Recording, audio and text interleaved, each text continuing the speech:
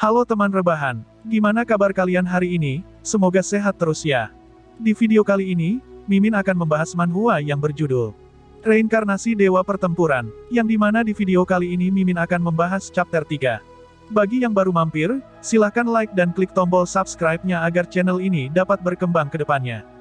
Mohon maaf jika ada kesalahan penyampaian di video ini ataupun video sebelumnya. Tanpa basa-basi lagi, langsung simak saja videonya. Monster itu makhluk yang terlahir dari warps dalam sihir. Karena rata-rata semua monster itu ancaman terhadap manusia, mereka menimbulkan banyak kerusakan. Namun, mereka juga memberi manusia kesempatan kedua. Kristalisasi sihir di dalam tubuh monster, Magic Stone. Tulang dan bulunya dimanfaatkan sebagai material untuk item. Tanpa disadari, monster sudah menjadi material berharga sampai membuat kami tidak bisa hidup tanpanya. Itu juga berarti Dungeon merupakan rumah para monster. Selain berbahaya, mereka juga seperti kota harga yang harus ditemukan. Lalu, beberapa saat kemudian, para hunter yang diutus pun telah datang. Melihat hal itu, Zephyr pun berkata di dalam hati, hunter adalah budak yang dipilih karena kehebatannya dalam bertarung dan berburu. Untuk bayaran karena menghadapi bahaya seperti monster, upah mereka lebih besar, dan dibayar tergantung kinerja mereka. Tapi kenapa aku dipilih bekerja di tambang, meski aku seorang petualang? Kurasa ada alasan di balik itu. Tiba-tiba, pada saat Zephyr berpikir seperti itu, pedagang langganan tempat Zephyr membeli Water of Recovery pun berkata kepadanya. Kau dengar, omong-omong, kami sudah tidak bisa memberimu pinjaman lagi. Mendengar perkataan itu, Zephyr pun bertanya, apa karena aku sudah melebihi batas harian? Pedagang itu pun menjawab, bukan, itu karena peringkatmu, kau tidak bisa mendapat sepeser uang pun dari pinjaman lagi. Mendengar jawaban itu, Zephyr pun berkata di dalam hati, harus bagaimana aku, haruskah aku mencuri dari seseorang? Tiba-tiba, wanita Pris pun datang menghampiri Zephyr dan berkata, bagaimana kalau kukatakan kamu bisa mendapatkan pinjaman dengan menjual organmu? Kuil kami sedang mencari organ segar sebagai bahan penelitian. Mendengar perkataan wanita itu, Zephyr pun langsung setuju dan berkata, bisakah kau memberikanku dokumennya? Wanita itu pun menjawab, iya, tentu saja. Zephyr pun kembali berkata, pastikan untuk mengambil organku minggu depan. Aku tidak perlu memberikan organku kalau bisa melunasinya, bukan? Wanita itu pun menjawab, tentu saja. Apa kuil kami terlihat seperti bisnis penipuan di matamu? Pedagang tadi yang melihat perbuatan Zephyr itu pun menjadi histeris dan berkata, apa kau sinting, kenapa sampai menjual organmu? Mendengar itu, Zephyr pun menjawab, aku mau memberi lebih banyak potion dengan uangnya. Pedagang itu pun berkata sambil memberikan sekotak penuh Water of Recovery.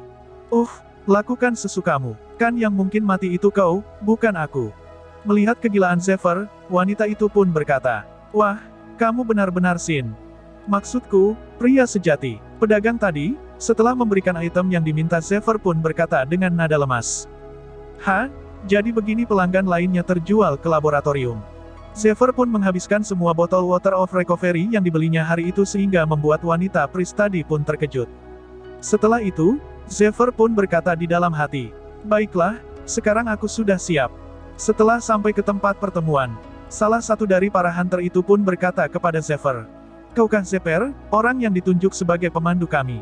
Mendengar perkataan itu, Zephyr pun menjawab, iya, sepertinya begitu. Mendengar jawaban Zephyr, hunter tadi pun berkata sambil memperkenalkan teman-temannya. Aku ketua tim pengintai, Gute. Mereka Del dan Marco. Mendengar itu, Zephyr pun mengulurkan tangannya dan berkata, meski tidak punya night vision skill, aku masih bisa menggunakan mana detection skill. Semoga aku bisa membantu. Setelah mengatakan itu, Zephyr pun berkata di dalam hati, kemampuan untuk bisa melihat di dalam kegelapan, night vision. Kemampuan yang menyebarkan mana dan memperkuat inderamu, mana detection. Demi memasuki Dungeon yang gelap tanpa menarik perhatian monster, ini skill penting yang harus dimiliki. Lalu, Gute yang mendengar perkataan Zephyr tadi pun berkata di dalam hati, tambahan pengeluaran untuk membeli potion night vision. Setelah berpikir seperti itu, Gute pun berkata, kalau sudah siap, ayo pergi. Marco pun memberikan barang-barang bawaan mereka kepada Zephyr dengan berkata, hei, sekalian bawa ini. Del yang sudah jalan duluan dengan Gute itu pun berkata, oh, penambang yang menggunakan mana, itu menarik, haha. Mungkinkah dia akan membangunkan seluruh Dungeon? Mendengar perkataan Del, Gute pun berkata, tutup mulutmu, Del. Mendengar perkataan sepele Del, Zephyr pun berkata di dalam hati. Mari lihat, meski aku kurang familiar dengan keduanya, tapi setidaknya ku kenal satunya. Ketika aku dipindahkan menjadi Hunter, yang akan terjadi sekitar sebulan setelah kami menyelesaikan Dungeon ini, kalau berjalan sesuai yang seharusnya, 2 dari mereka akan mati di dalam Dungeon ini. Aku punya ide cemerlang untuk caraku memanfaatkan mereka ini. Lalu, setelah berjalan cukup lama, Zephyr dan para hunter itu pun telah sampai ke pintu masuk tempat monster yang diberitahu oleh Zephyr. Di depan pintu masuk itu, terdapat hunter lain yang menyambut mereka dengan berkata, "Hei, sebelah sini, kami tim penunggu. Semuanya, ulurkan tangan kalian." Mendengar perkataan itu, Zephyr dan 3 hunter itu pun mengulurkan tangan mereka dan tangan mereka pun dipasangkan gelang tali. Setelah melakukan itu, tim penunggu itu pun berkata, "Ini gelang benang yang dialiri sihir. Kalau terjadi sesuatu padamu ketika di dalam Dungeon, gelang lain yang kupakai akan putus. Kalau sampai itu terjadi, aku akan meminta bantuan dari markas." Setelah mendengar informasi itu, Zephyr dan rekan hunternya itu pun masuk ke dalam Dungeon itu. Pada saat mereka masuk, hunter dari tim penunggu itu pun berkata kepada mereka, "Yah, karena kalian cuman pergi untuk mengintai, takkan perlu ada tindakan seperti itu selama kalian berhati-hati. Semoga perjalanan kalian aman." Pada saat mereka sudah berada di dalam Dungeon itu, terdapat 2 monster yang sedang berpatroli. Melihat hal itu, seseorang dari mereka pun melempar batu untuk memberikan pancingan monster itu. Pada saat monster itu melihat ke arah batu tadi, Del dan Gute pun mengeksekusi kedua monster itu secara bersamaan. Setelah melakukan hal itu, mereka pun kembali bergerak masuk. Lalu, Zephyr yang sedang memandu para hunter itu pun berkata di dalam hati. Peran utama dari pengintai itu memeriksa adanya monster dan mengumpulkan informasi tentang situasi di dalam Dungeon. Berdasarkan informasi yang mereka dapatkan, itu akan membuat tim penyerang bekerja dengan mudah, dan memiliki penyerang yang memiliki kekuatan yang dibutuhkan untuk menyelesaikan Dungeon. Begitulah cara kerjanya. Tentu saja, karena tim pengintai juga dibentuk dari hunter dengan kemampuan bertarung. Lalu, setelah melakukan perjalanan yang panjang, para hunter itu pun beristirahat sejenak. Gute yang sedang duduk itu pun berkata kepada 2 rekannya, "Masih ada sarang lainnya di sisi lain tambang. Minggu kemarin, kelompok pemburuan A dan B membunuh mereka." Mendengar perkataan Gute, Del pun berkata, "Tampaknya mereka monster yang selamat dari serangan itu."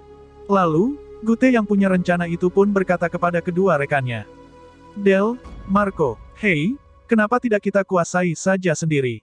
Mendengar perkataan itu, Zephyr pun berkata di dalam hati, kalau menurut mereka masalahnya mudah untuk diatasi, ada kalanya mereka langsung menyelesaikan Dungeon. Mendengar rencana dari Gute, mereka berdua pun terkejut. Del pun berkata, "Ketua, seharusnya kita cuman mendapatkan informasi di dalam dan langsung kembali. Sebaiknya menjauh dari mengambil keputusan berbahaya seperti itu. Bagaimana kalau ada kelompok di dalam sana, dan monster yang lebih kuat? Sekarang kita cuman kelompok 3 orang. Mendengar perkataan Del, Gute pun berkata, "Jumlah kita 4, kita bisa dengan mudah menyelesaikan Dungeon Cobalt." Del pun tidak terima dengan perkataan Gute dan berkata, "Kau bercanda, jumlah kita 3 orang dan 1 sampah. Apa yang akan kita lakukan dengan tim seperti ini?" Mendengar perkataan kesal Del, Marco pun menghampirinya untuk menenangkannya sambil berkata, "Baiklah, tenangkan dirimu, Ketua. Apa kau punya rencana, akan kuputuskan setelah mendengar rencanamu." Mendengar perkataan Marco, Gute pun tersenyum. Lalu, Gute pun berkata kepada Zephyr, "Hei, keluarkan itu." Zephyr pun mengeluarkan sesuatu dari kantong sambil berkata, "Iya." Zephyr pun mengeluarkan daun kemiri dari kantong itu. Gute pun berkata, "Ini daun dan biji kemiri. Kita akan menumbuknya dan mencampurnya dengan sisa-sisa cobalt. Demi memberikan aroma dari cobalt betina." Zephyr pun menggiling daun dan biji kemiri itu sambil mencampurnya dengan sisa-sisa cobalt. Del pun tidak tahan mencium aroma dari biji dan daun kemiri itu. Lalu, Gute pun kembali berkata, "Karena aromanya sangat kuat, para cobalt itu bisa menciumi dari jarak 100 meter. Kemudian, kita akan menggunakan ini dan membuat perangkap." Salah satu dari cobalt itu pun terpancing oleh aroma yang mereka buat dan cobalt itu pun jatuh ke dalam perangkap mereka. Mereka bertiga pun menghampiri perangkap itu. Gute pun berkata, bukankah ku bilang ini akan berhasil?" Melihat rencana Gute berjalan lancar, Marco pun berkata, "Wah, Ketua, kadang aku benar-benar menghormatimu dalam situasi seperti ini." Mendengar perkataan Marco, Gute pun berkata, "Apa, kadang, kau bercanda?" Marco pun bertanya kepada Gute, "Bagaimana kau bisa mengetahui ini dan melakukan perisapan?" Bahkan tidak kutahu kalau kau bisa melakukan sesuatu seperti ini. Gote pun menjawab dengan bangga. Inilah yang namanya pengalaman. Mendengar perkataan Bagagote, Zephyr pun berkata di dalam hati. Meski aku yang mengajarinya, Gute, dalam kehidupan pertamaku, setelah aku dipindahkan menjadi hunter, kami bekerja di dalam tim yang sama. Bisa berusaha mendapatkan pengakuan dari yang lain, tapi tidak pernah mendapatkan kesempatan. Lalu, pada saat sebelum mereka berkumpul dan berjalan lebih jauh ke dalam Dungeon, Zephyr pun berbicara kepada Gute secara diam-diam. Mendengar informasi yang diberikan oleh Zephyr, Gute pun berkata, "Apa? Menyelesaikannya?" Mendengar perkataan itu, Zephyr pun berkata, "Jujur saja, aku masuk ke dalam dan memeriksanya sendiri. Dungeon ini cuma dipenuhi kelompok kecil dari Cobalt yang tersisa." Mendengar perkataan itu, Gute pun bertanya, "Kau, sendiri? Apa sebegitu yakinnya dirimu?" Zephyr pun menjawab, "Sebelum datang ke sini, aku bertugas sebagai pengintai untuk kelompokku. Jadi pada waktu itu aku mempelajari cara mencari jalan dan menyusup." Mendengar perkataan itu, Gute pun berkata, "Jadi menurutmu kita bisa menyelesaikan Dungeonnya dengan kita berempat bekerja sama menggunakan cara ini?" Zephyr pun menjawab, "Tentu saja, keputusan ada di tanganmu. Aku cuman memberimu pilihan." Lalu, setelah mengingat kejadian lampau itu, Gute yang telah selesai memberitahukan rencananya itu pun berkata di dalam hati, "Sungguh sia-sia memberikan kesempatan ini pada orang lain. Dia sangat berguna, meski kemiri sangat sulit untuk ditemukan. Dia benar-benar mempersiapkannya. Tampaknya dia juga mengetahui cara memburu monster. Aku juga suka dengan caranya memberiku pencapaian ini." Dengan wewenang ketua, sepatah kata pada Departemen Sumber Daya Manusia, dia bisa langsung dipindahkan ke tim Hunter. Setelah berpikir seperti itu, Gute pun memberikan sebuah pisau kepada Zephyr. Zephyr pun menerima pisau itu dan berkata, "Oh, terima kasih." Setelah memberikan pisau itu, Gute pun berkata di dalam hati, "Mungkin itu yang diincarnya. Sungguh disayangkan. Aku sangat bangga dengan usahanya. Aku ini bukan pengemis. Cobalt Dungeon masih kurang untukku menerima permintaan. Yah, setidaknya akan kuselesaikan Dungeon ini sebagai rasa terima kasih atas bantuanmu."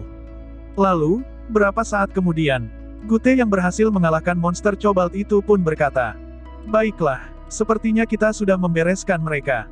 Mendengar itu, Marco pun berkata, "Haha, siapa sangka akan semudah ini." Gute pun kembali berkata sambil mengambil sebuah Magic Stone dari monster Cobalt.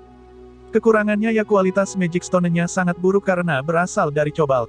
Lalu, Zephyr yang baru saja selesai memeriksa lorong lainnya pun berkata, "Tampaknya lorong ini terbereskan." Mendengar perkataan Zephyr, Gute pun berkata, "Baiklah, yang tersisa." Tiba-tiba, Del pun menemukan sebuah lorong kecil dan berkata, "Ada sesuatu di sini." Setelah mengatakan itu, Del pun menemukan sesuatu di lorong itu dan berkata di dalam hati, "Tulang? Mungkin ini cuman sisa-sisa monster liar, tidak, kerangka ini tulang Cobalt." Tiba-tiba, dari arah lorong itu pun muncul tangan raksasa yang mengarah ke Del.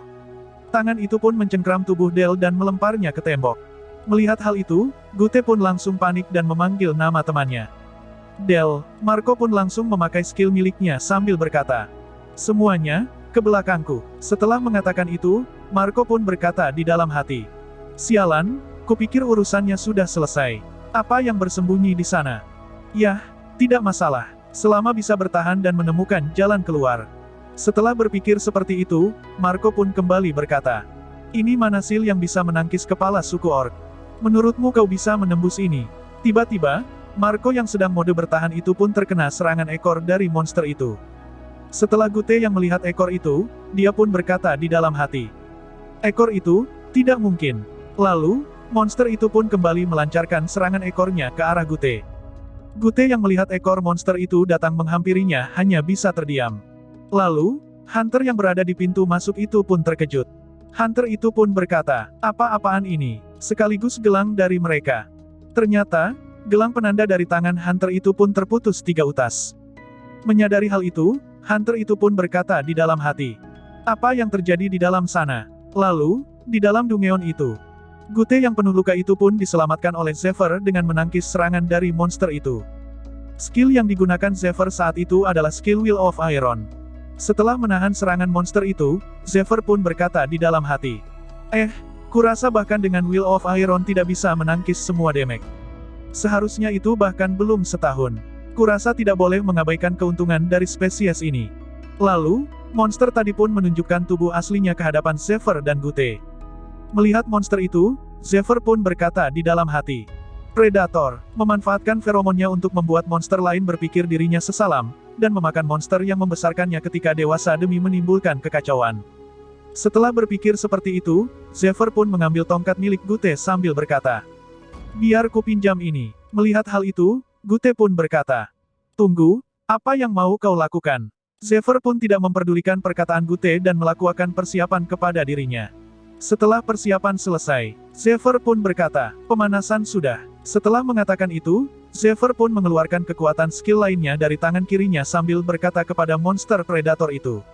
"Kalau begitu, sekarang, setidaknya akan kukabulkan permohonan terakhirmu. Mau mati dengan cara bagaimana?" Nah, jadi itulah untuk pembahasan kali ini, dan sampai jumpa di video selanjutnya.